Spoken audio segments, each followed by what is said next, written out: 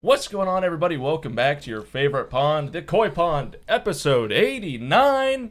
As always, I'm joined by my co-host, K-Dog, back in the studio. Good afternoon, Colin. Good afternoon to you, Gavin. Good afternoon to you too, Kevin. All right. And you guys already know you can find us on YouTube, Spotify, Apple Podcast, Amazon Music, and always leave your highest top priority questions at speakpipe.com/thecoypond.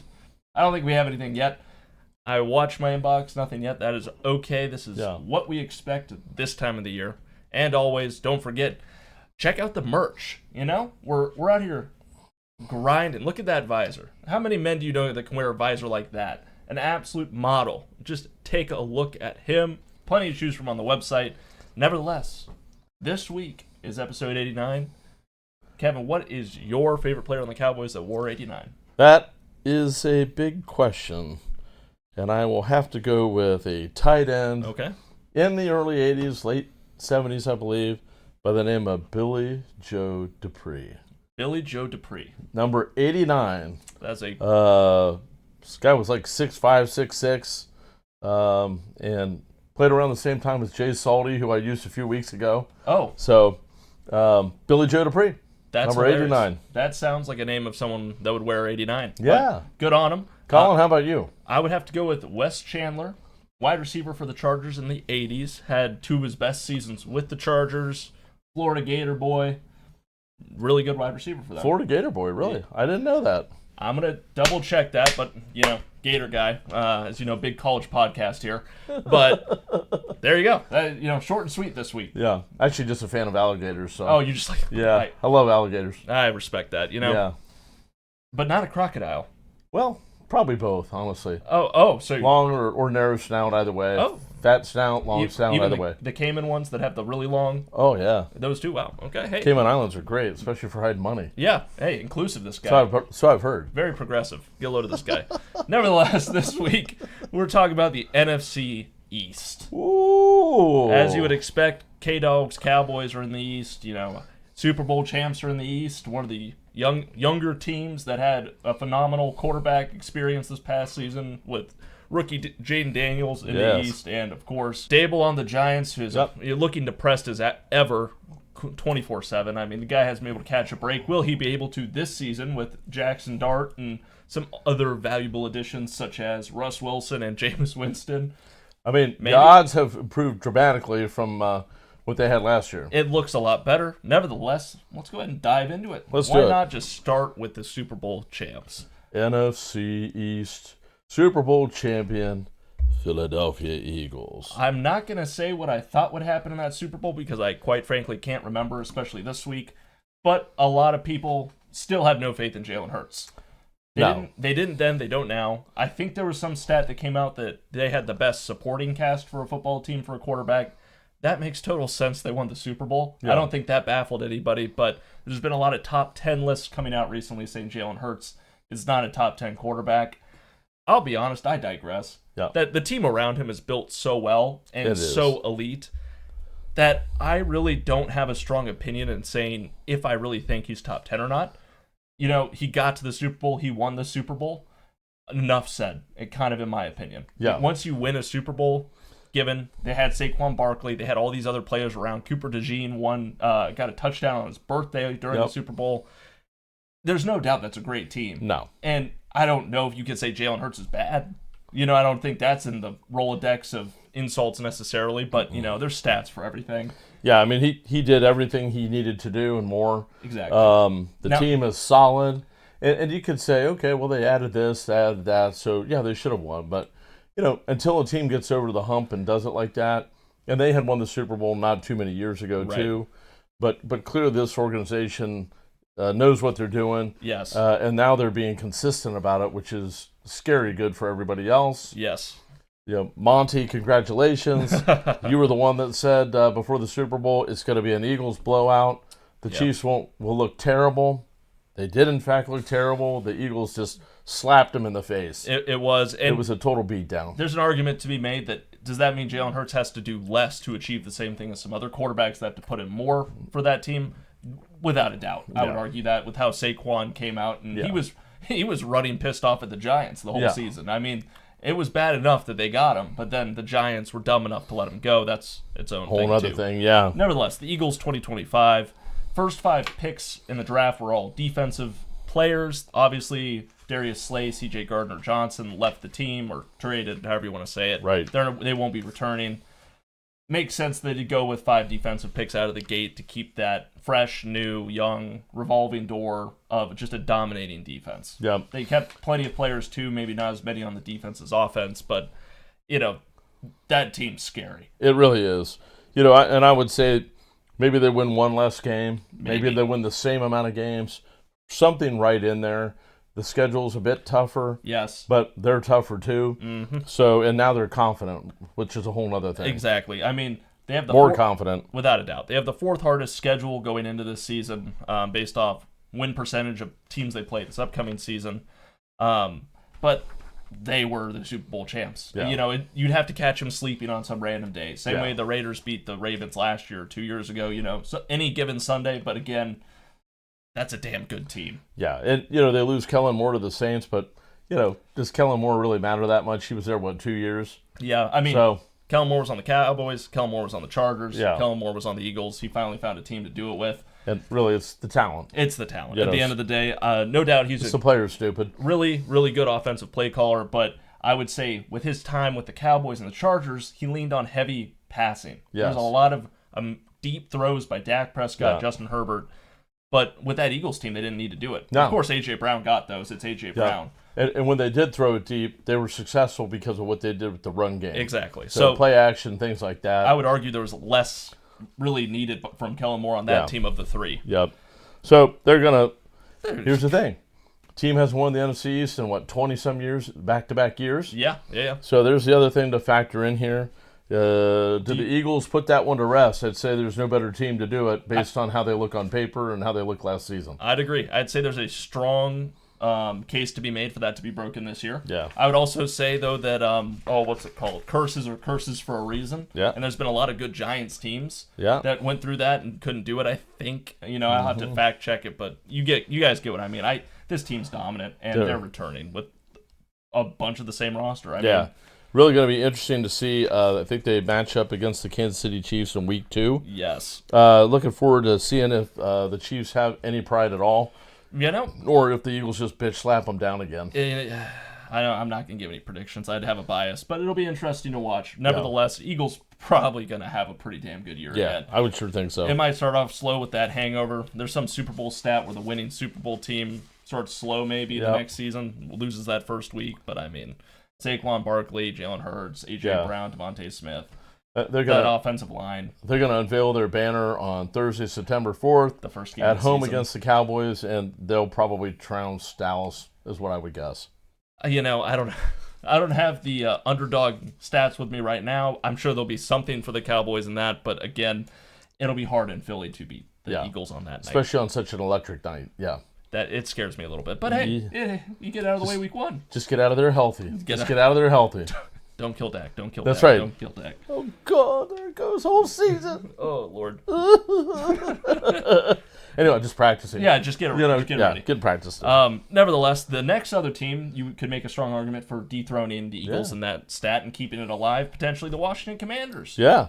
And amazing. I mean, what a job by Dan Quinn. Yeah, Dan Quinn, I wouldn't say silence the haters. I don't think he had any haters necessarily. But damn, what a terrific first season as a head coach. Yeah, I mean, Jayden Daniels, what a quarterback, what a pick. Yeah. They picked the right guy for them. Oh, yeah. Jayden Daniels, you can't not like the guy because it's hard not to. He is a competitor. He seems to have the right attitude about him, but he is on it. He's focused. He's determined. Good pizzazz. I don't know.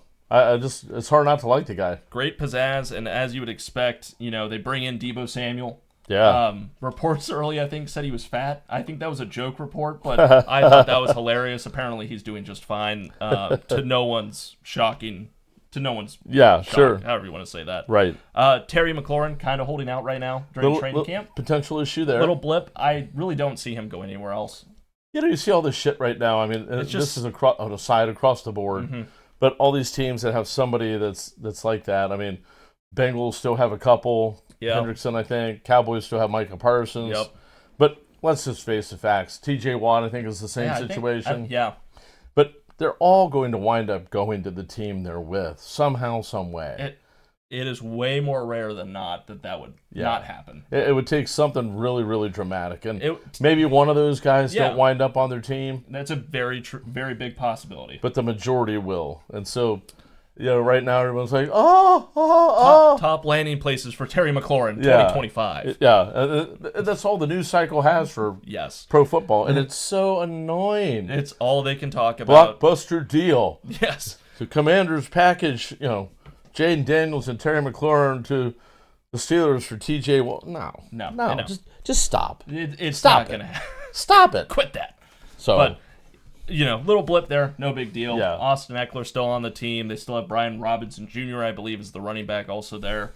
It's going to be a great team. They also bolstered the offensive line by adding Laramie Tunsil. Yeah, I forgot. Who you might recall is famous for the gas mask. The gas mask in the draft, and he plummeted like a stone in the ocean. That was the craziest draft day news to ever come out. I still remember working it. I think it was at the time. Okay. And just that's ironic. I should probably bleep that locationally, but I just remember turning around and seeing the gas mask news, and it's like it's been leaked. It's like what? What leaked? Who just had that just on their phone? Hilarious. It worked out. It did. It was it correct? Did he fall all the way to be an undrafted free agent? I don't think so. I think he just fell late in the first round. Okay. I think he was so good that even then, I don't think he fell out of the first round. Even a hopped-up Tunsil was worth a first-round pick or something. He can get clean off weed. Yeah. I'll have to look. I'll put up where he actually went. I can't necessarily remember. For some reason, I'm thinking it was the Titans. I don't know why, but we'll find out. Yeah, we'll look. But that's a good pickup for them. So Washington gets better. That's even better for them. Eagles got better. Commanders get better. Mm-hmm. There you go. And, the Commanders were in high-scoring games last year. It'll be interesting to see what Dan Quinn does with that defense. Yeah. Defensive-minded coach himself. Yep. I very much look forward to not necessarily how they solve that, but how do they improve it? Mm-hmm. What else do they do? And on top of that, where was I going with this? Good Lord. Oh, Jayden Daniels' second season. Yeah. Will there be that quarterback sophomore slump that always kind of gets brought up? It's hard to make a case here. I just don't think it happens to this guy. I know it's unusual and it goes against the grain, but there's just something about this guy that's different. It feels like they've got that pizzazz. And maybe he plays his game a little different so that he adjusts, because the defenses are going to adjust to what he does. Yes. But I think what happens is I think he adjusts his game a little bit, and maybe he does a little bit more running, or maybe he does a little bit more deep throws or dump offs, whatever is opposite to what he did last year. But he seems like a really intelligent guy on his feet. It feels that way. It feels like the very least they could do is just complicate the offense a little bit more, and it'll help them that much. Yeah. I'd have to imagine. I can't remember if it ever came out how simple the offense was that the Commanders ran last year. Yep. But if they just add some things to it, like they probably already have, right? Nothing's really gonna change. The Commanders may not be 12-5 this year with how electric Jayden Daniels was, and having a tougher schedule. Yep. They have the 8th hardest schedule this year. But still, if they go 10-7, if the Eagles don't win it, Washington will. Commanders are right next to them, and I don't see how they couldn't do it. I mean, other than Donald Trump talking about changing them back to the Redskins, yada yada yada. Yeah, that's the only really bad news they've gotten, and that's just because all of this stuff is coming out about it right now, which is hilarious. That's where this story is kind of taking a change, but. That's how boring the time is before training camp, right? That's how that even got attention. That's how bad this time of year is. But nevertheless, I still think they're going to do great this season. Yeah, I agree with you, and it's going to be a lot of fun watching them play the Eagles the 2 times they play. And I bet the Commanders get 1 this year, and I bet Eagles get 1. That's kind of how I feel. I really feel like the floor for them is 9 wins. The ceiling is 12 again, maybe 13 if they have a couple crazy games. Who knows? Yeah. But solid teams still. Yep. Now. On to the exciting team. Had even an arrest the last couple weeks. Yeah. Dallas Cowboys. Yeah, here we go with a new coach. We've got Brian Schottenheimer, who I'm excited about. I really am. I think you should be. I think I'm more excited about him than was Mike McCarthy. I like, his dad. I like how his dad coached and so forth. I like that he's been an assistant for a lifetime, it seems. Right. And I just like his attitude about it. Having the other players come, around practice and training camp that have been to the Super Bowl and bring their rings, so that the team can see what it looks like and kind of create that. I want that, the drive for it. The drive for it. And I think he's a little bit more flexible with the players, the personnel, and how to get the most out of it. Where I think Mike McCarthy was a little bit more, it was his system and what he did, right. A little bit more old school. So I think they're gonna get back to the run. They're gonna do more play action stuff. And now that they've got a second receiver in George Pickens, which they didn't have that all last year. No. And they really didn't have a running back last year. I mean, when you bring Zeke in to be your running game, you really don't have a plan. No, it doesn't look good from a distance. I don't know how they thought that was a good plan in last offseason, but their plan is way better already. So if you were 7-10 last year, yeah, you got to be at least a few more wins better this year to maybe 10. Yes, 10's a good spot to be in for any team looking for the playoffs. And not to mention George Pickens. I mean, at least the social media stuff I've seen about him is already way better than any of the things I ever saw when he was on Pittsburgh. Yep. We'll have to see how that goes in a game, obviously, if he's still, shooting at people in the game picking fights. But I still say this might have been the best thing to happen to George Pickens if he can just stay out of the bad part of the media. Yeah, I think, and the big thing here, like you said, I mean, in addition to Pickens, is you got a lot of money tied up in two players in Dak Prescott, CeeDee Lamb, and soon to be 3, and Micah Parsons. Yeah. It's the only thing that makes you really nervous. This roster is really, really top heavy. It is. And I think they did the best they could to, again, Pickens behind Lamb gives you somebody in case he goes down. Okay. Joe Milton, a quarterback, I think gives you at least a lateral move from Cooper Rush. Yes. So we'll see how those pan out. And I think they targeted some players in spots that they had gaps last year. Yeah, I mean, even Javonte Williams, I'll say it. That's at least lateral, if not up, from Dowdle. Yeah. Honestly, and you still have Ferguson. And if that defense can just stay a little bit more healthy, I think the outlook of some of those games looks a lot different. Yeah, and they're starting right now with Demarion Overshown, the talented young guy that they've got at linebacker. He's starting on the pup, so I don't know, And we've also got Stephon Diggs, Trayvon Diggs. Trayvon Diggs, sorry.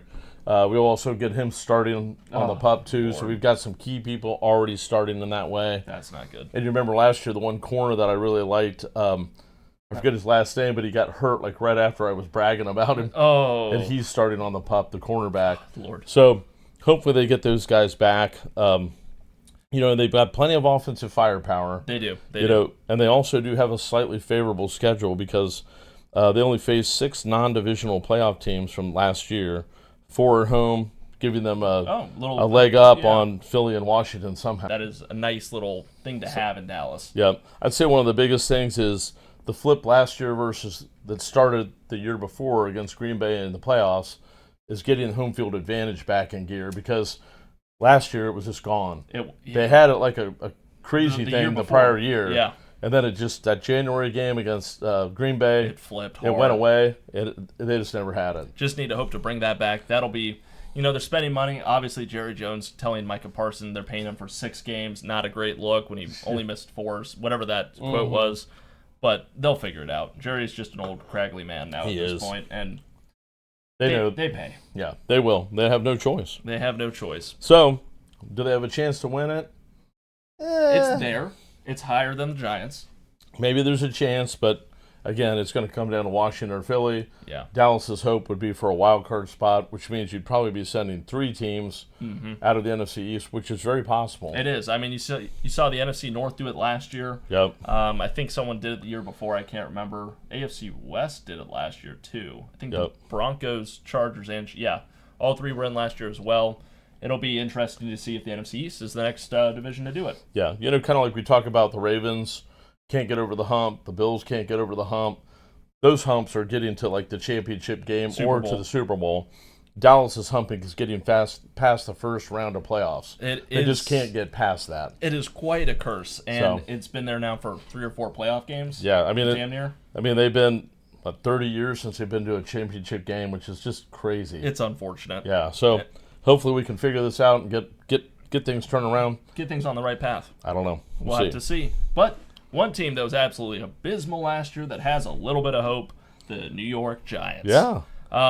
Like I said, they pick up Jackson Dart. They get Abdul Carter. I mean, they traded up for Dart, obviously. It took Carter early in the draft. Pretty good start for the Giants. It seems like all the reports are that Dart is looking great. They've announced today, as we're recording this, that Russell Wilson will be starting week 1 for the Giants, which is what I would expect. Makes sense. I'd expect that Dart would sit a little bit. Yep. Russell Wilson over Jameis Winston just feels like the logical choice.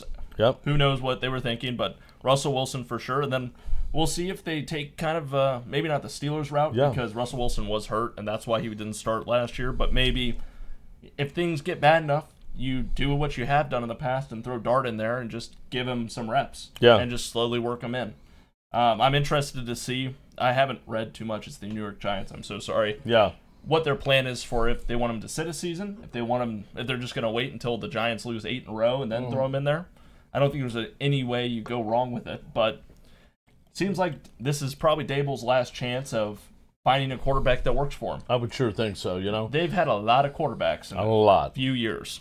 And when you look at this thing, I mean, the biggest thing that I noticed on the sheet is the toughest schedule in the NFL. Yeah, the number one toughest They may not be favored in a single game. That would be hilarious. That'd be crazy. So bad. But and again, to your point, they did improve the talent on the roster. I mean, the roster is better than it was. Yes. And if you won 3 games at that, okay, maybe you win 2 or 3 more. I still think Abdul Carter and Thibodeau are going to be a dangerous duo on defense. I think so, too. I can't speak for the corners. I can't remember how their secondary may have looked so good or not good or hopeful or not hopeful. But I think those two together, if they're both healthy, that's going to be scary. They're young and really dangerous. Yeah, you're right. That defense is revamped. It's getting They're coming after you. Yeah, and, sure, you can't score 10 points, you're probably not going to win many games. No. But, if you can hold the team to 21 or less, that at least gives you a shot in most games. And it's a great place to start. I'm really curious to see when they start Dart. Yeah. It seems like that's right, like kind of guy that Dable really likes. I think they've said it before now. Obviously, they picked him, so they've got to say that. Yeah. But it's not a bad place for a rookie quarterback. If the team's on the up and your record is terrible, you go in there, no one's going to think you can pull it out and become the Baker Mayfield of the Browns. But at least then you're not going to get your soul crushed when you were favored and then lose the starting game. Yeah, exactly right.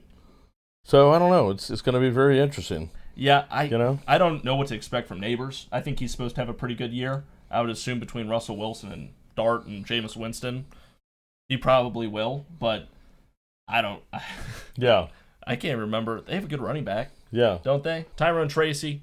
Running back for the Giants. Yeah. I remember he was a pretty solid running back. He was. I had him in fantasy for part of the year. Yeah, I don't remember him being bad by any means. He wasn't. There's hope. Yeah. It may not be a 9-win season, but if it's more than 3-14, I think you're in a pretty good shot. Yeah, I would say so. Place.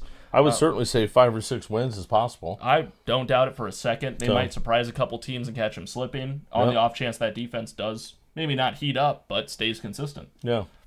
Something to keep in mind. And with Jameis Winston, you're going to get some high-quality moments of him on the sideline. There's going to be some intrigue for sure. There's going to be moments that are mic'd up that come out the next week that are going to be hilarious, and it's going to be like, no wonder they won. Jameis Winston was eating another W. Yeah. Or whatever the hell he did this time. Doing something. But NFC East. There it is, the East, man. That's the East. How would you predict it to end up at the end? Not wins, maybe, but just ranking. Just ranking? I would say Eagles, Redskins, Commanders, Cowboys, Giants. I don't see how the odds makers don't go that route. Barring a crazy injury to a key player on any of these teams, yep. I would love to fight you on it, but I'd probably say the same thing. Yeah. I think the Cowboys and Commanders could be interchangeable potentially. Yeah. I think that would take a doomsday scenario for the Commanders and a really lucky stretch from the Cowboys. I don't think it's impossible. just like if the Eagles didn't finish first, I think it would take something really went wrong for the Eagles to be down below 1. Yeah. Now, what would be crazy if the Giants somehow came in third? That'd be crazy. I don't see a world. I'm not that high on them. I do think they're improving again. But I don't see a world where the Giants can get to 9-10 wins. I just don't see where they have the skill positions at this point to compete with the other 3. And to be honest, for Giants fans, if you kind of tank again this year with the number 1 hardest schedule, I think that only gives you a better shot at next year being, quite a leg up. Then you get your quarterback. Yeah. Then you know what you have with Jackson Dart. Right. And on top of that, if you like him, you can go with whoever. And if you don't, you get Archie Manning. Yep. Because I think that's next year's draft. It is. So we'll have to pay close attention to who starts tanking randomly. Who knows? Who's going to be the Giants' next head coach? It's a great question. Who would you guess, though, for the Giants? If Dabble got fired. If he gets fired, who'd be your early, if you had to throw out a name? Well, I know for sure it wouldn't be Belichick. Yeah? That's a hard no after getting beat by the Giants twice in the Super Bowl. Maybe that's you can't beat him, join him thing, though. No, he's too old for that. You think? I think so. I think he's with UNC for a couple years at least. I don't think he'd do that. But I'm trying to think of what coaches didn't get jobs or it's hard which coordinators were in a good position that didn't take that leap. Mm-hmm. I don't know if anybody on the Eagles staff did this year. Obviously, the one became Riken, I think.